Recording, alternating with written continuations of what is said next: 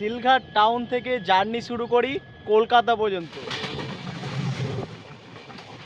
লাইনে কাজ হচ্ছে কিভাবে দেখো রাত্রেবেলা, তার মানে এখানে মেগা ব্লক নেওয়া আছে এই লাইনটাই।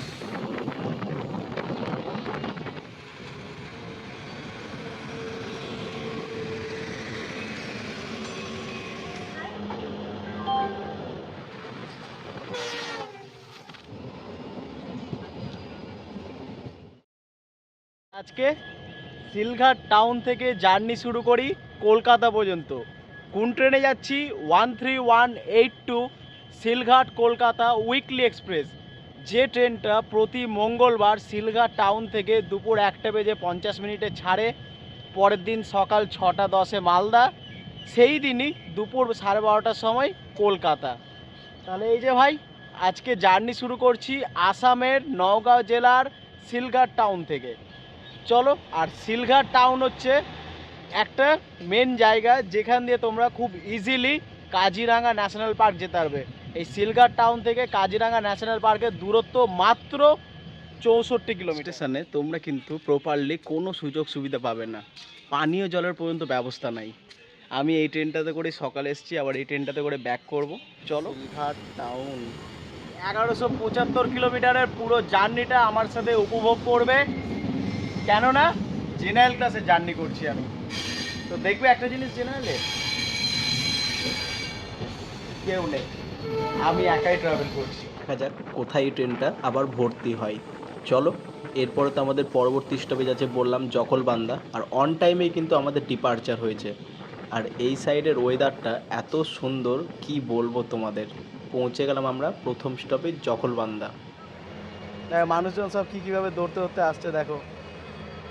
অবশেষে এসে পৌঁছে গেলাম 8 কিলোমিটার পার করে আমাদের ফার্স্ট স্টপেজ জকলবান্দা, এরপরে নগাঁও। আর দেখছো লোককে কিভাবে কষ্ট করে ট্রেনে উঠতে হচ্ছে, প্ল্যাটফর্মই নাই। কেন নাই? কারণ স্টেশনটা প্রচণ্ড পরিমাণ ছোট। চলো, গাড়ি আমাদের ছেড়ে দিল জকলবান্দা স্টেশন থেকে। এই দিকের প্রকৃতি সম্বন্ধে তোমাদের কি বলবো, সকালে তো অঝোর বৃষ্টিতে এসেছি, এখন যাওয়ার সময় একটু রোদ আছে, দেখি আগে কি পরিস্থিতি হয়।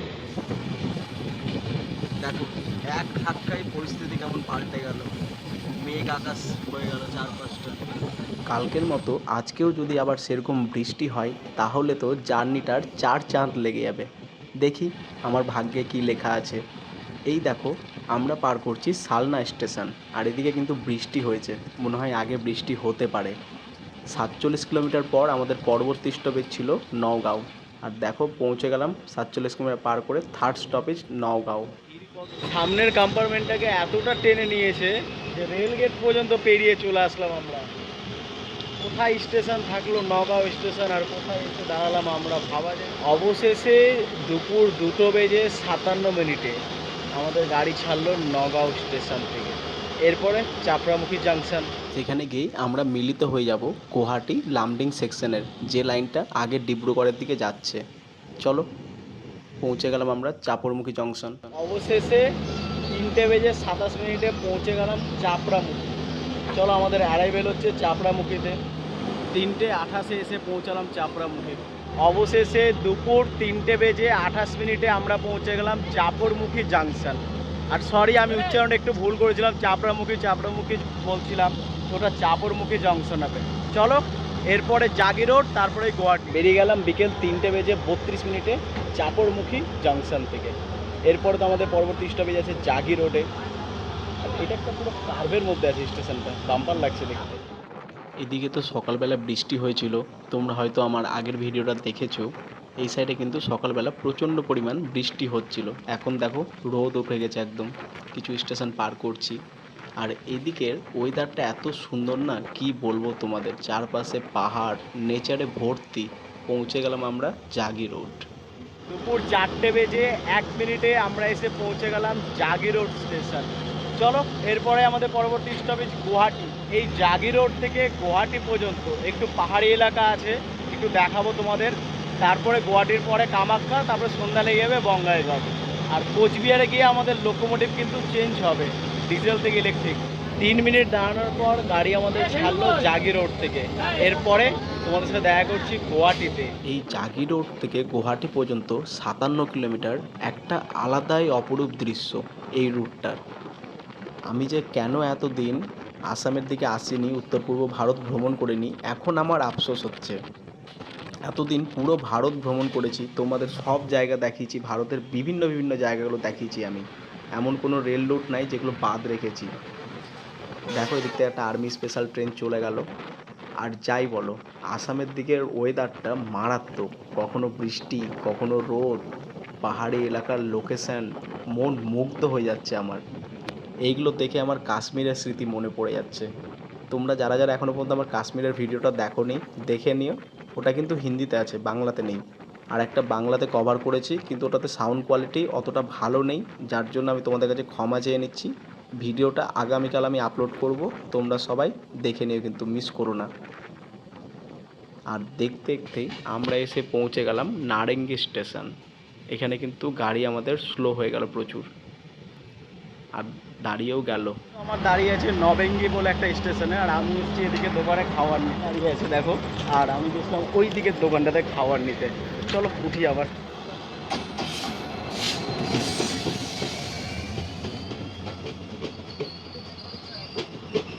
এটা হচ্ছে ইলেকশন স্পেশাল একটা স্পেশাল ট্রেনকে পার করালো, সেই জন্য আমাদের নারাঙ্গি স্টেশনে দাঁড় করে রেখেছিল। আর ভাই তোমরা জানো স্টেশনে দাঁড়ালে আমার স্বভাব আছে গিয়ে কিছু কিনে আনা। তো ওই দেখো, ওই হচ্ছে সেই দোকানটা যেখানে গিয়ে আমি দুটো কুরকুরের প্যাকেট কিনে নিয়ে আসলাম। চলো নারেঙ্গি ছাড়ার পরে তো একবার গুয়াহাটিতে দেখা করছি। পৌঁছে গেলাম আমরা গুয়াহাটি স্টেশন। 5:40-এ ঢুকলাম, 5:42-এ ঢুকে গেলাম। 5:42 ঢুকলাম গুয়াহাটি। আর এখানেই ভাই ভিড় হয়ে যাবে প্রচুর, বোঝাই যাচ্ছে যা স্টেশনে। ভাই আমাদের train manager, loco pilot sir, onboard TC সবাই কিন্তু চেঞ্জ হচ্ছে, কারণ এরপরে তো আমরা যাব কামাখ্যা, তারপরে আমাদের পরবর্তী স্টপেজ বঙ্গাইগাঁও। অবশেষে বেরিয়ে গেলাম গুয়াহাটি স্টেশন থেকে। এরপরে তোমাদের সাথে দেখা করবো একবারে গিয়ে কামাখ্যাতে। এর পরের স্টপেজটাই কামাখ্যা, তারপরে একদম ননস্টপ যাব বঙ্গাইগাঁও পর্যন্ত। আর 5:47 ডিপার্চার হলো, মানে 14 মিনিট দেরির সাথে। ওইদিকে দাঁড়িয়ে আছে 22,503 কন্যাকুমারী ডিব্রুগড় বিবেক এক্সপ্রেস। এটাতে আমি কিছুদিন আগে জার্নি করে তোমাদের দেখালাম না, মালদা থেকে বর্ধমান পর্যন্ত। কেমন লেগেছিল? এখনও পর্যন্ত কিন্তু 10 জন কমেন্ট করোনি, তাহলে কিন্তু পুরো জার্নি করবো না। পরে কিন্তু বলো না আমাকে না, দাদা তুমি কথা দিয়ে কথা রাখোনি। তোমরা 10 জন কমেন্ট করো শুধু।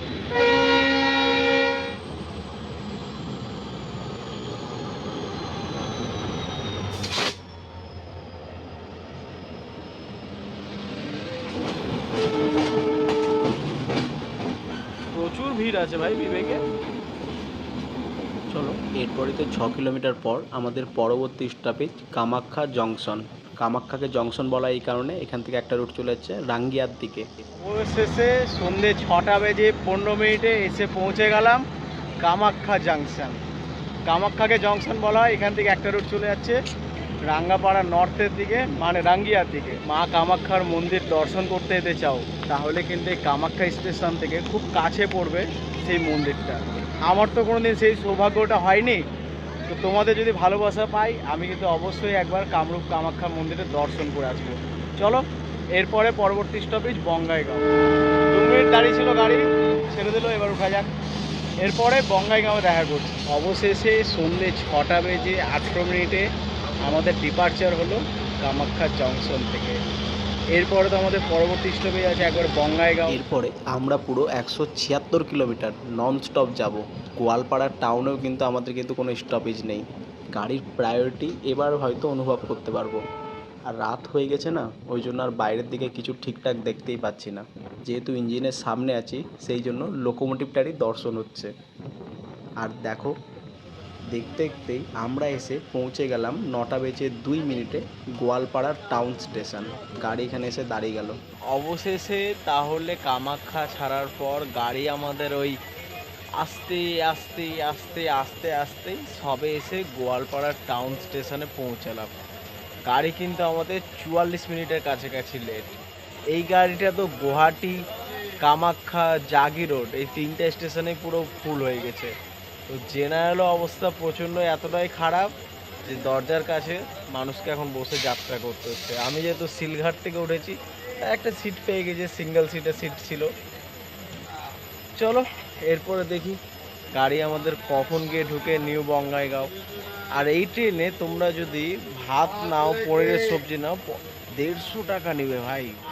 চলো তাহলে, অবশেষে আমাদের সিগন্যাল হলো এখন 9:06। কিন্তু রাত হয়ে গেছে আর আসামের দিকে অন্ধকার স্টেশনগুলো ভাই কিছুই বোঝা যাচ্ছে না। আর মেঘ তো নাই, বৃষ্টি হচ্ছে না, বৃষ্টির কোনো দেখা দেখা কিচ্ছু নাই।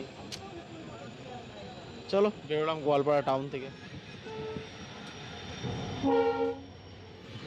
গোয়ালপাড়া সেকশনে কাজ চলছে, এই জন্য গাড়ি আমাদের স্লো করে নিয়ে যাচ্ছে। এই দেখো রেল লাইনে কাজ হচ্ছে কিভাবে, দেখো রাত্রেবেলা। তার মানে এখানে মেগা ব্লক নেওয়া আছে এই লাইনটাই।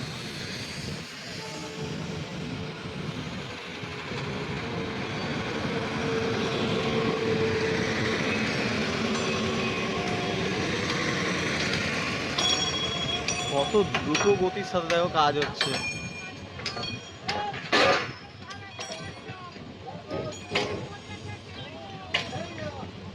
আচ্ছা, এই ব্লকটার জন্য আমাদেরকে একটু দাঁড় করিয়েছে। ব্লকটা তো ওই লাইনে আছে। আজকে একটা জিনিস দেখে আমি অনুভব করলাম ভারতীয় রেলের কর্মচারীরা কতটা পরিমাণ কষ্ট করেন, যার জন্য আমরা সঠিকভাবে ট্রেন জার্নি করতে পারি।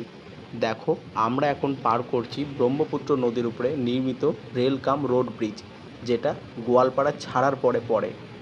আর আরেকটা রেল কাম রোড ব্রিজ আছে, যেটা তোমরা রাঙ্গিয়া দিয়ে গেলে কামাখ্যা ঢোকার মুখে দেখতে পাবে। আমরা কিন্তু ওই রুটটা দিয়ে আসিনি, সেই জন্য দেখতে পাইনি। চলো এরপরে তোমাদের সাথে দেখা করছি একবারে বঙ্গাইগাঁও। একটু ঘুমিয়ে নিই, আমি খুব ঘুম লাগছে আমার। 12:50 বেরোলাম আমরা নিউ কোচবিহার থেকে। 1 ঘন্টার কাছাকাছি লেট আছে। এরপরে আমাদের পরবর্তী স্টপেজ আছে একবারে সোজা এনজিপি। তো এনজিপিতে দেখা করছি। এটা দেখছো, অবশেষে সেই ষষ্ঠী বৃষ্টি শুরু হয়ে গেছে। ধূপগুড়ি স্টেশনে এসে দাঁড়িয়ে আছি আমরা। রাত তো অনেক হলো আর আমার খুব ঘুম পাচ্ছে, আমি একটু ঘুমিয়ে নিই। দেখা করছি কালকে সকালে যেখানে চোখ খুলবে, কারণ আমি কালকে সারা রাত জেগে আছি। আর আমার ঘুম এসে ভাঙলো দেখছি মালদা টাউন স্টেশনে। তো আমার শরীরটা খুব শ্যুট করছে না, কাল থেকে জ্বর চলে এসছে, বৃষ্টিতে ভিজেছিলাম একটু যাওয়ার সময়। তো আমার শরীরটা সাথ দিচ্ছে না, তাই আমি মালদাতে ডিপোর্ট করে যাচ্ছি। ক্ষমা করে দিও আমাকে তোমরা। 7:13 ঢুকলাম মালদা। গাড়ি কিন্তু মাত্র আমাদের 54 মিনিট লেট করেছে। ওই 54 মিনিটটা কোথায় লেট করেছিল? ওই কোচবিহারের সাইডে লেট করেছিল। এনজিপি কিন্তু ভোরবেলা ঢুকেছিল। তো যাই হোক, আমি আর কিছু দেখাইনি, ক্ষমা করে দিও। জার্নিটা শেষ করলাম, কেমন লাগলো অতি অবশ্যই কিন্তু আমাকে কমেন্ট করে জানিও তোমরা। চলো এরপরে নেক্সট জার্নি করবো শনিবার দিন এর্নাকুলাম।